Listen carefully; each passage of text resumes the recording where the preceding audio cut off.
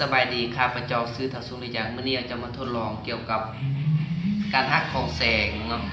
จุดประสงค์ที่เราจะทดลองเมื่อนี้ก็เพื่อศึกษาและทำความเข้าใจว่าการฮักของแสงนั้นเป็นอะไรครับเมื่อนี้ข้าพเจ้าจะมาทดลองให้เบิ่งหน่อยนึงหมดเนาะอุปกรณ์ในการทดลองอันที่1จะมีจอกน้ำอันที่2นี่อันที่3นี่น้ำเนาะน้ำสะอาดเนาะขั้นตอนของการทดลองนี่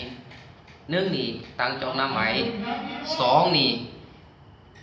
ถอกน้ำลงไปถอกน้ำลงไป3นี่เอาซอนี่ป้อนลงป้อนลงแล้วคำถามสิ่งที่เกิดขึ้นเนาะก็คือในเมื่อที่เอาซอลงไปในน้ำนี่เนาะมันเป็นยังไงเนาะเราจะสังเกตเห็นว่าในเมื่อเราเอาซอลงไปในน้ำเนาะจะเห็นว่าวัตถุอยู่ในน้ำจะใหญ่กว่าวัตถุอยู่ในอากาศเพราะอยู่นี้เราเทียบใส่ซอนี่เราเทียบใส่แสงรัศมีเส้นหนึ่งเนาะที่ออกจากแรงกำเนิดแสงแล้วเคลื่อนที่มาฮอดไปผ่านแวดล้อม2ชนิดเนาะที่มีความหนาแน่นแตกต่างกันก็คืออากาศและน้ำที่มีความหนาแน่นแตกต่างกันและความไวของแสงนี่ความไวการเคลื่อนที่ของแสงนี่เกิดมีการเปลี่ยนแปลงและ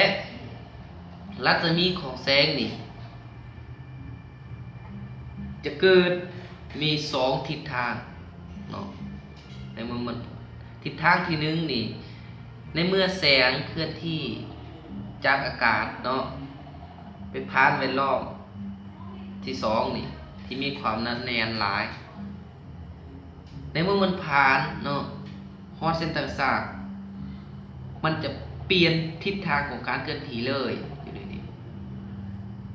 เพราะว่าความหนาแน่นของน้ำนี่มันหลายกว่าความหนาแน่นของอากาศเวลามันเปลี่ยนปุ๊บการเคลื่อนที่เขาเอิ้นมามุมหักเนาะมุมหักมันเป็นไปตามกฎเกณฑ์การสะท้อนของแสงคือสิ้นเนาะสิ้นมุมฮอดจะหาไทยสิ้นมุมหักอยู่ในนี้วันนี้เส้นทางที่2ในเมื่อแสงเคลื่อนที่เนาะหรือว่าฮอดจากเคลื่อนที่ผ่านเคลื่อนที่จากแวดล้อมชนิดที่2นี่เนาะน้ำนี่ออกมาเป็นแวดล้อมชนิดที่2อาการนี่ออกมาเป็นแวดล้อมชนิดที่1เวลามันเคลื่อนที่มาฮอดเนาะปึ๊บฮอดปึ๊บอยู่จุด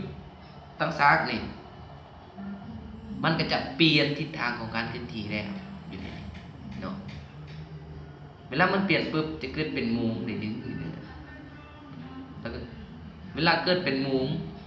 แล้วก็จะเกิดมีเสียงฮักเนาะเกิดมาเสียงฮักเนาะฉะนั้นมันจึงเป็นไปตามกฎเกณฑ์การสะท้อนของแสงก็คือสิ้นมุมฮอดจากในสิ้นมุมฮักจะเท่ากับอัตราฮักแสงจากแวดล้อมที่2เนาะมาหันให้อัตราฮักแสงจากแวดล้อมที่1เนาะฉะนั้นเราจะสังเกตฮูปอยู่ในนี้เนาะเราจะสังเกตฮูปก็ย้อนว่าฮูปนี่อยู่ในน้ำนี่มันจึงใหญ่กว่าอยู่ในอากาศก็เพราะว่าแสงเคลื่อนที่ผ่านแวดล้อมแสงของ2ชนิดที่แตกต่างกันในนั้นแสงจะเปลี่ยนทิศทางของการเคลื่อนที่เนาะทั้งสั้นเราจึงเห็นรูปอยู่ในน้ำเนาะมันจึงเปลี่ยนแปลงจากรูปจริงแม่นบอกเขามาสังเกตอยู่ในนี้ง่ายๆเนาะผ่านการทดลอง